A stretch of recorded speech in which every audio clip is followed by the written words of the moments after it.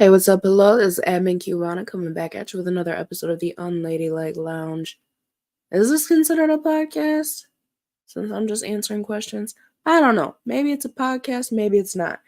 Either way, I am post-Rona and feeling a million times better, as you can tell. As opposed to my last stream, I'm not all. So, I am here with more questions from the family inbox. Excuse me. Still got to stay hydrated because, that's the foundation of all things, is staying hydrated. Anyways, hope everyone's doing well. Hope nobody else got the Rona. Hope I didn't get anybody else sick. Hope everyone is having a fabulous weekend so far. So, let's hop to it. What do you do? I feel like if you're submitting this question to the family inbox, you already know what I do. You have to know what I do. I will go ahead and answer anyway, because that was pretty condescending of me, and I apologize. But I am a globally ranked podcast host, and I am a social media influencer, and I am a travel influencer, and I am a lazy bitch. I take naps and I eat snacks. Gang, gang. That's what the fuck I do. How would you normally describe yourself? Ooh, that's a loaded question. I would say I am resilient. I am lazy. I am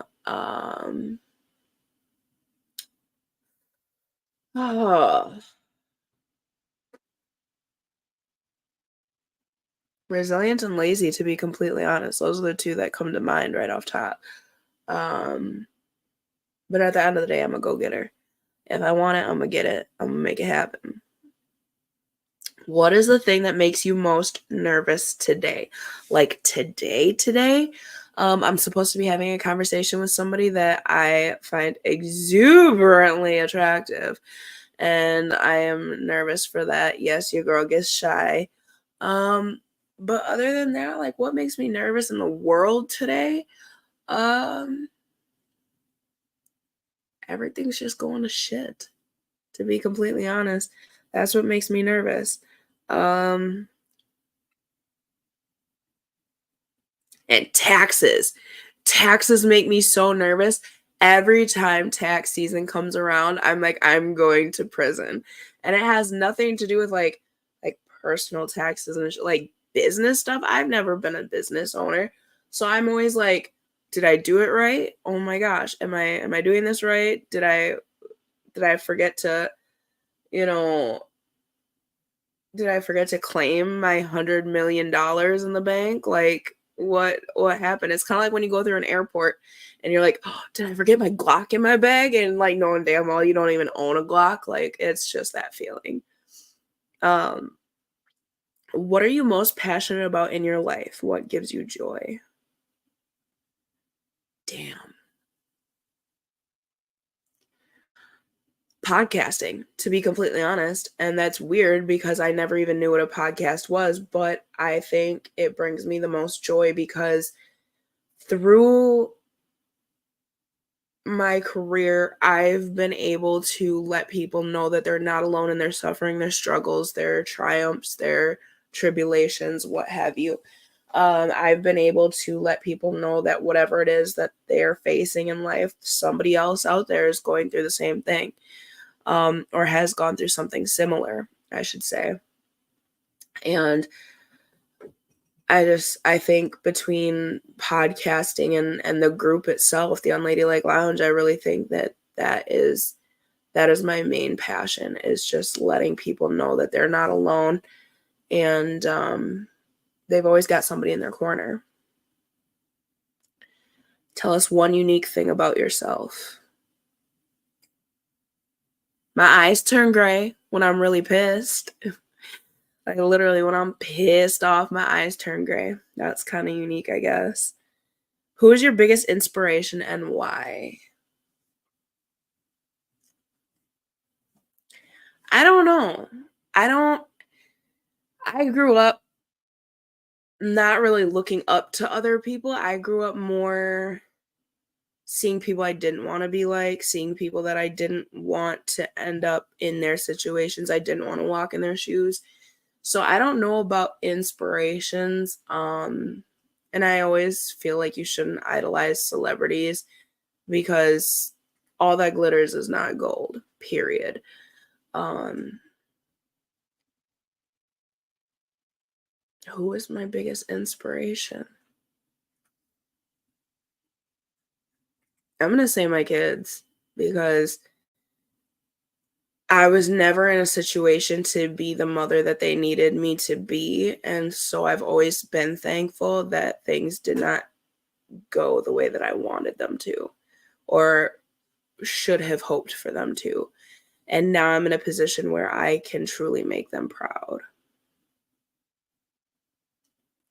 What was your favorite subject back in high school? Choir, because I always aced it. I always aced it. I also liked teens and law, anything like social studies. I loved social studies. Um, world history, things of that nature. Then when I got to college, I really enjoyed just intro to criminal justice. That was my absolute favorite. We had a blast with my professor at Southeast Tech.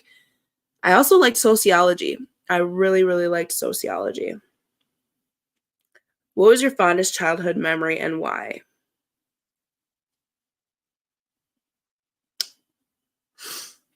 So there's two. I used to my dad, so my forever dad, because I have my biological father and then I have the man who raised me as his daughter.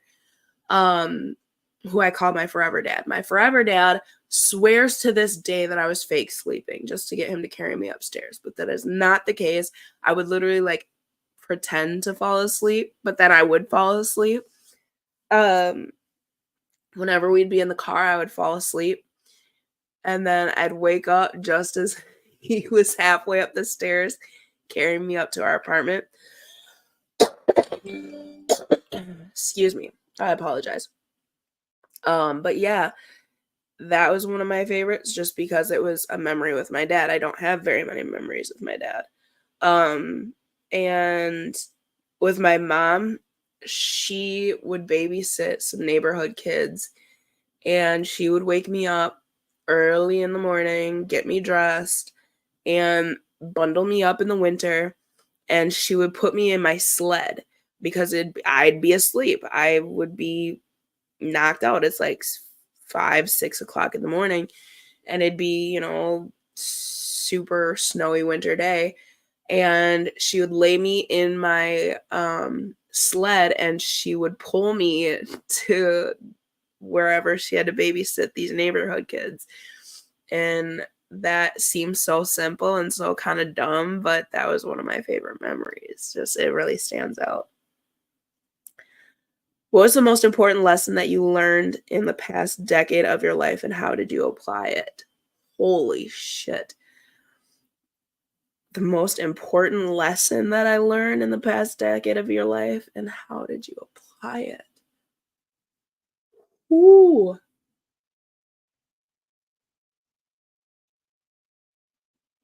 Self-care is not selfish. Self-care is not selfish. You can't pour from an empty cup, especially when you're continuously pouring into bottomless cups.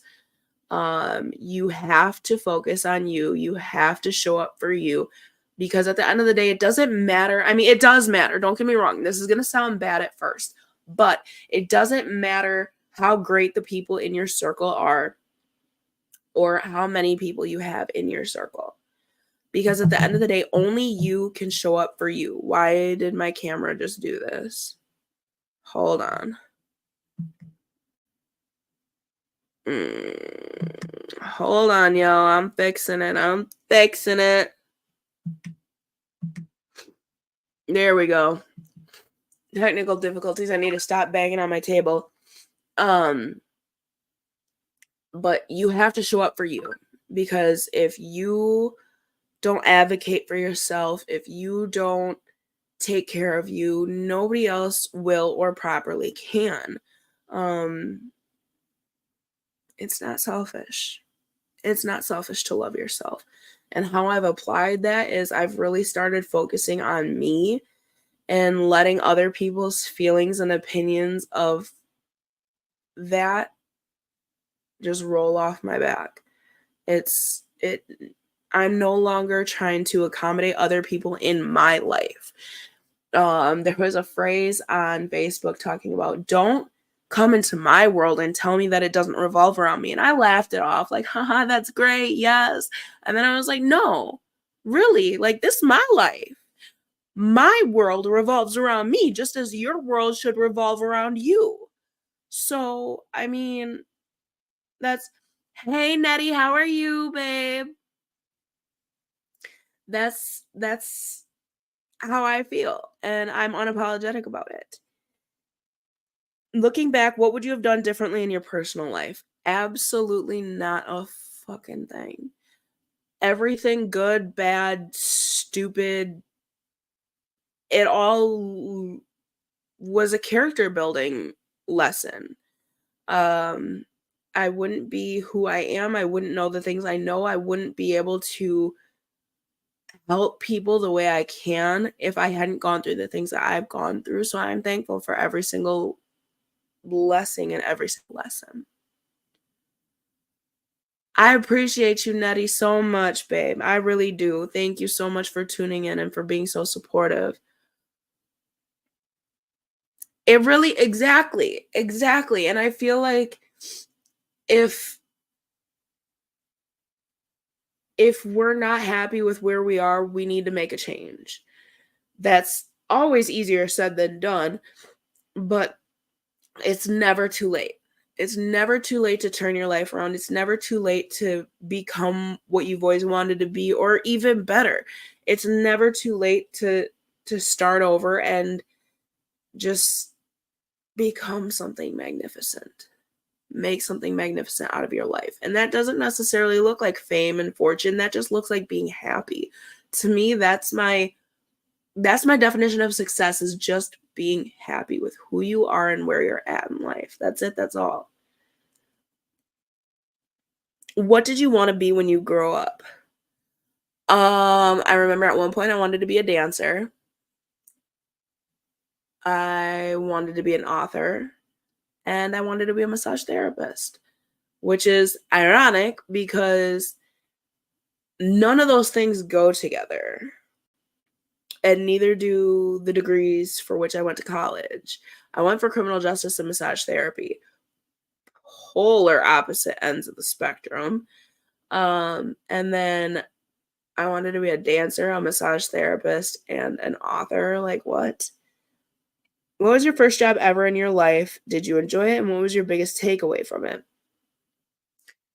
I was working maintenance for an apartment complex. I was 13 years old and I was making $13.50 an hour. And I hated it. As I said earlier in the podcast, I'm lazy. I'm so lazy. I own it. I'm tired. I like snacks. The last thing I want to be doing with my summer days is being out painting fences and installing dishwashers and air conditioning units. I don't want to be doing that, but I wanted money. So I would procrastinate doing all of these jobs. And then I realized, oh, okay, like if I procrastinate, I'm also going to make more money because it's going to take longer to get the job done. Cool beans.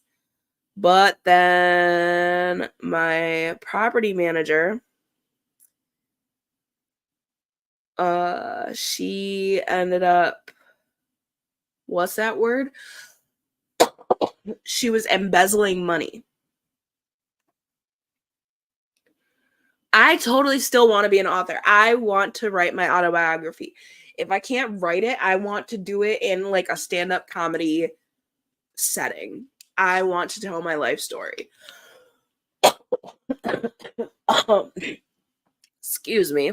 I no longer have the Rona, but you know, when you're done being sick and then everything's just settling,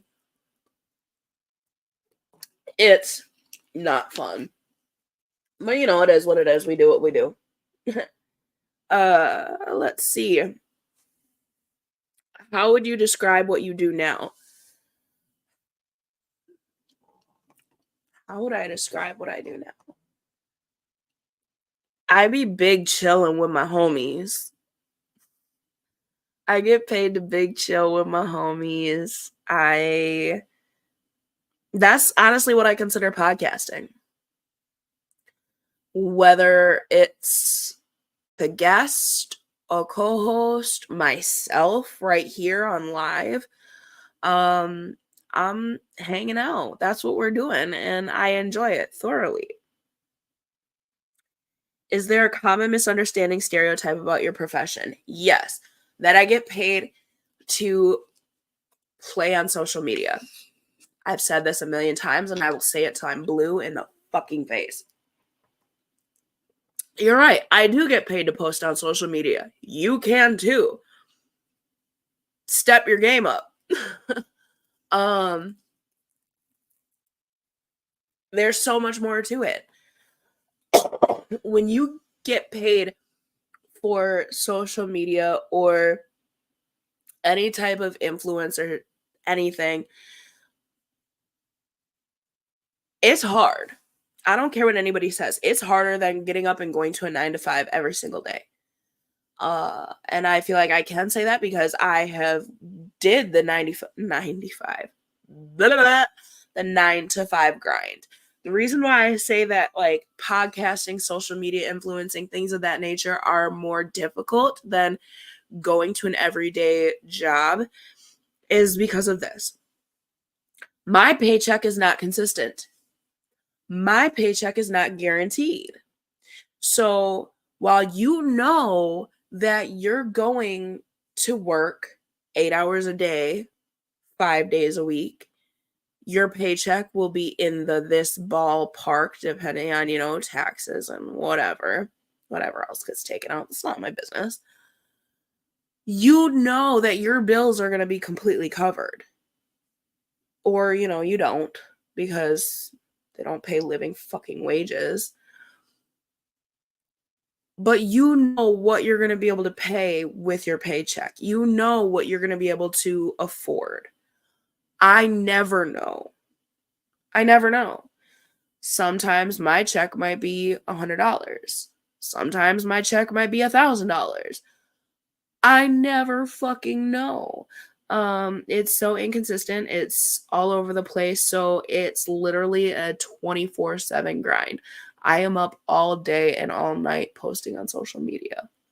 I am up constantly networking, constantly trying to figure new things for the podcast, for the brand, and that's just to be able to maintain an income. So it sucks when people think that it's easy. What was the biggest turning point in your career so far? Either when we started, because I didn't know what the hell I was doing, or working with Vinny Potestivo. Working with him opened the door for so many networking opportunities. That's where 50 came in. That's where Lucy came in. That's where Kurt Nermy came in. Art Bell. All these people. All these amazing people. And because of these people and because of working with him and because of getting recognition through him and being named one of his favorite podcasts of all time, we started getting more and more recognition on a bigger scale. We started getting invited to the big events. We started getting invited to Essence Fest, Beale Street Music Fest, Grammys, CMAs, All Star Weekend. We started getting invited internationally. And so I think working with him really, really was a turning point in my career. What was the biggest challenge that you have overcome? I can't keep a co-host for shit. I can't. I really can't. But I'm good with it. I'm getting more secure in being able to conduct everything myself. And yeah. I mean, we've had, especially the guys, like the guys, it's meh. Like, don't get me wrong, and people can say no, we don't want to listen to guys. Like, yes, y'all do, because our episodes with guy guests or guy co-hosts always do the best, except for like boss moms and our sexy stuff and all of that. I wish you did too, Nettie. I really do. Um we had one guy co-host that just, he was a dick. He was a dick, and it was by vote of the unladies that he does not come back. All right, cool. We had another one who liked to fake the funk, whereas like our podcast, our brand is about being authentic and unapologetic and completely transparent. Like, there's no need to spill every detail about your life here, but there's a sense of transparency that comes along with this. And he just wasn't up for the challenge. And then, as we all know, my last male co-host threatened to kill me. There's that. So, there's that. I can't keep a co-host for shit, but that's cool. It's all right. Does work ever overwhelm you? If so, how do you find that mental balance? I am always overwhelmed. Always overwhelmed, overstimulated, on edge, stressed out, anxious, all the time. Because, like I said, my income is not guaranteed. Hold on, this Mama Cubana. Hey, I am live. No, it's fine. Oh, okay. Yeah. I just wanted to let you know that I'm live. So this conversation is on live. Mama Cubana said, y'all have a great day. All right. I'll see you in a little bit. Bye. I just had to make sure she didn't say nothing that was incriminating to her or myself. Not incriminating, but don't be mom. Let's see. Yeah, I'm always overwhelmed, overstimulated, over anxious, overtired, always. Because if anybody has seen my little green dot on Messenger, I am active all but maybe 4 hours a day. Are there any resources that really helped you on your journey?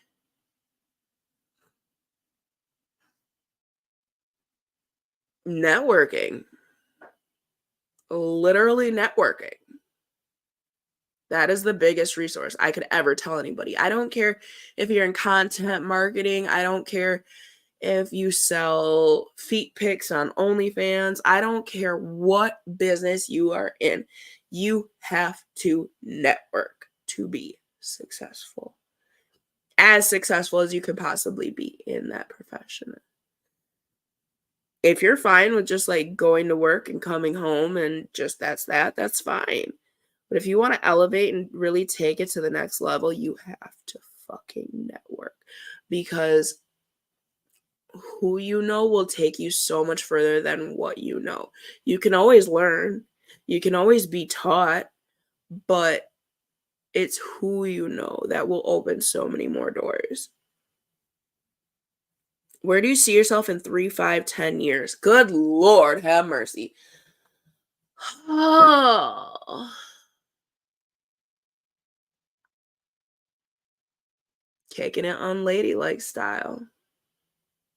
That's honestly it. That's all I want. I don't care if the fame goes away. I don't care if, if I move to well, I don't want to move to a different house. I love my house. Um, I don't I don't care where I end up. None of that. I just want to kick it unladylike style, still vibing in the group. People are like, that's so like dumb. Why would you still want to be doing Facebook groups in 3, 5, 10 years? Like, bro, unless you part of the lounge, you don't know. Like, I want that forever. I want the lounge forever. Whether it's a brand, business, I don't care. I want the group forever. Those are my babies. What would be a piece of advice that you would give someone who wants to enter your current profession? Don't go out and get the whole huge, big, expensive ass setup. People have you can. I'm sure it makes it way more professional, and this setup just works for us because we are the favorite unprofessional professionals. That's like my other hashtag is like your favorite unprofessional professional. But you don't need to invest in all that. You don't need to go and spend thousands of dollars on a setup when literally we made it to number 1 with a microphone and a webcam, both less than $100 from Best Buy. Wait, no, the webcam was from Amazon. Take that back. Webcam was from Amazon. Microphone was from Best Buy because I needed one ASAP. Don't waste your money. Invest in yourself. So, if this kind of setup will do the trick, like, do that until you can save up money and invest in something even bigger and greater and whatever. Like, you don't need all that extra mess. I promise you don't. Tell us an interesting fact about you. I'm going to stick with my eyes turn gray when I'm pissed off. I'm going to stick with that one. What was the last thing you Googled?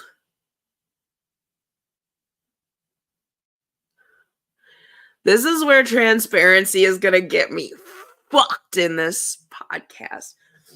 The last thing I Googled was I was watching naughty videos. And I was looking up big white wiener.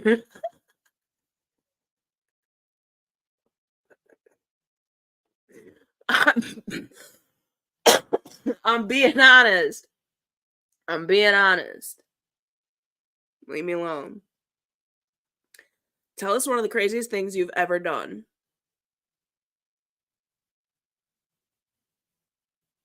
Can I just take a shot instead? Can I skip this and just take a shot? Like, I don't. I'd rather plead the fifth than lie. Wow. One of the craziest things I ever did. Parasailed. Parasailed is pretty crazy considering I used to be 627 pounds and never in my life thought I would be 1,000 feet over Panama City Beach. So that was pretty wild. Weirdest thing you have ever eaten? Calamari. And I loved it. I fucking love calamari. If you had $10 billion right now, what would you spend it on? Honestly, I would. There we go with my fucking camera again. Hold on, y'all.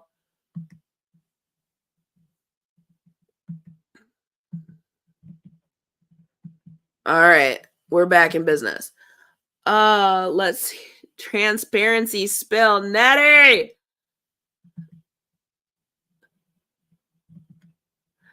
Okay. Back again because my camera's an asshole. It's a great camera. It's just I keep bumping the cord. I need a new camera. Let's see. $10 billion. I would build a house for my mom and myself. But like the thing is, I don't want a mansion. I don't. But I would want like a main house and then she have like her own like guest house in the back, like a pool house type thing.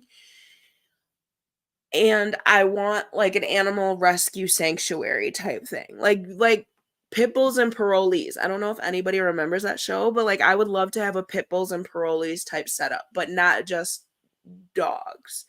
I want to be able to rescue cats, dogs, chickens, goats, tigers. Like, what the fuck?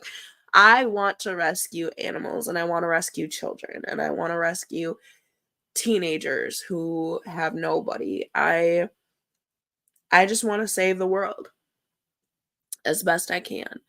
To do that, I feel like I would just need to build a big old house, and it's not about having a mansion, it's about having the space to be able to do all this rescuing. Do you love your future or past more? My future, because my past was fucked up.